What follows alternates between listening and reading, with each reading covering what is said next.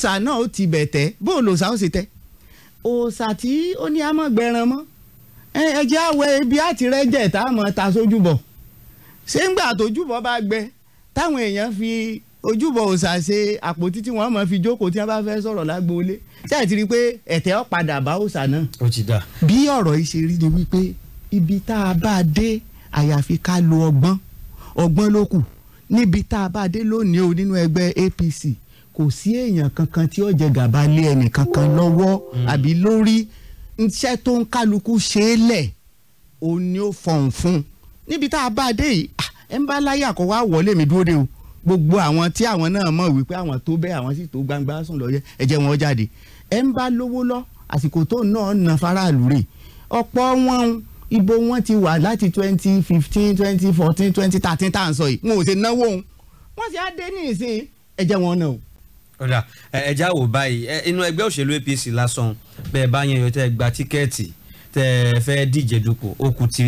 ẹgbẹ́ òṣèlú tẹ́ jọ figagbága lára àwọn tí ó sì jẹ́ pé wọ́n lẹ́nu ń bẹ̀ ẹgbẹ́ òṣèlú PDP ní sísàkóso lọ́wọ́ ní Ìbàdàn báyìí lé ìpínlẹ̀ Ọ̀yọ́ lápapọ̀ àti pé lẹ́kùn òbí tẹ́ wà ń gangan ẹmọ ẹgbẹ́ òṣèlú APC òní Kọ́lá Balógun méjì náà ti ń fìfẹ́ hàn yìí Kọ́lá Balógun olóhùn ọ̀jẹ̀ mọ́ o bẹ́ẹ̀ ló jẹ́ pé Dr Nureni Adeniran òun náà ti ìfẹ́ wọn ti gba fọ́ọ̀mù báyìí láti díje dupò tẹ́wà wọ́n ti ẹ̀ sọ̀rọ̀ ìyẹn lórí ètò wa kan níbi tó ti ń ṣàlàyé pé ta ní jẹ́ Akínọ̀sùn àwọn ògbókọ yín rí nínú òṣèlú nípínlẹ̀ Ọ̀yọ́ ẹ jẹ́ àgbọ̀ nǹkan tí Dr Nureni Adeniran tí wọ́n jẹ́ alága ṣe tàbá wà wò báyìí káti ẹ̀ wá sọ wípé 1+1 =2 ká sọ pé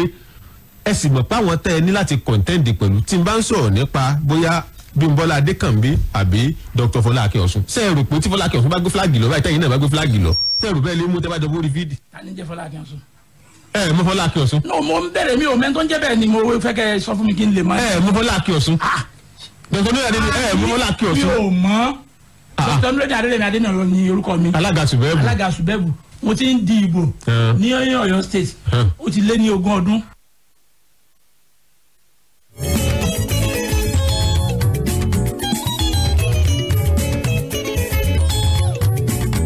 Dr Nureni Adeniran alága Sùbẹ́bù wọ́n ní àwọn tí ń dìbò ti lé 20 ọdún àwọn ọmọ ẹni tí ń jẹ́ Fola Akinosun. èmi kí ẹ bá wá jọ wá figagbága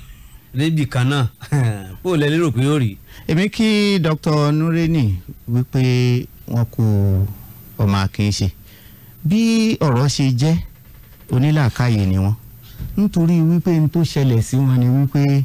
wọn ò ṣetán láti sọ̀rọ̀ ẹ̀gàn nípa Fola Akinosun ó wá sàn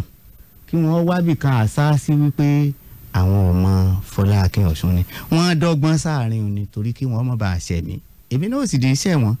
bí wọ́n ṣe wá lè sọ pé àwọn ọmọ mi èmi ò wá bọ́ tàwọn lọ kí wọ́n ní Sùbẹ́bù wípé Fola Akinosun ojú òní ìtẹ̀lẹ́ mọ̀ mo fẹ́ wá kí yín ìdí ni wípé tẹ́yìn náà bá kíyèsí ìrìn àjò mi Ọlọ́run jẹ́ kó cut across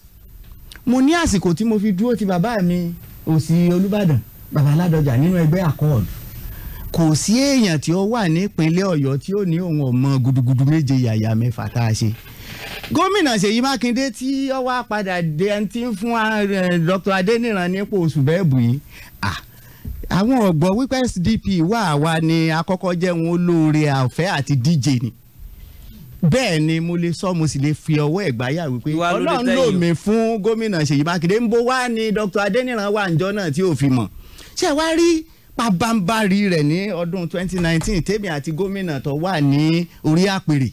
tá a wá jọ tá tán lálẹ́ báyìí ṣé àwọn ọmọ ẹni tó bá gómìnà díje ni àbáwọn lọ òkè òkun gbà náà ẹ ti rí wípé ọ̀rọ̀ dàbí ọ̀rọ̀ àtètèkọ́ sínú bíbélì ni tí èèyàn ejò àti obìnrin tí wọ́n ṣe Ọlọ́run lérí ọkùnrin tó dá Adam ìgbà tó Ọlọ́run fi òǹkàlùkù rẹ̀ ó fi lẹ̀ rẹ̀ ó fi jò rẹ̀ ó fi gbọ́dọ̀rí èèyàn tó jẹ́ Adam ó ní mo fi ilẹ̀ rẹ̀ nítorí rẹ̀ kò fi ọkùnrin Adam yẹn rí irú ọgbọ́n bẹ́ẹ̀ ni wọ́n dá ọgbọ́n ni kí ló dé tẹ́yìn ò wò pé ẹjẹ́ ń dupò ipò pọ̀ gan ìyẹn lè jáde dupò gómìnà ìyẹn lè lọ rẹ́ẹ̀pù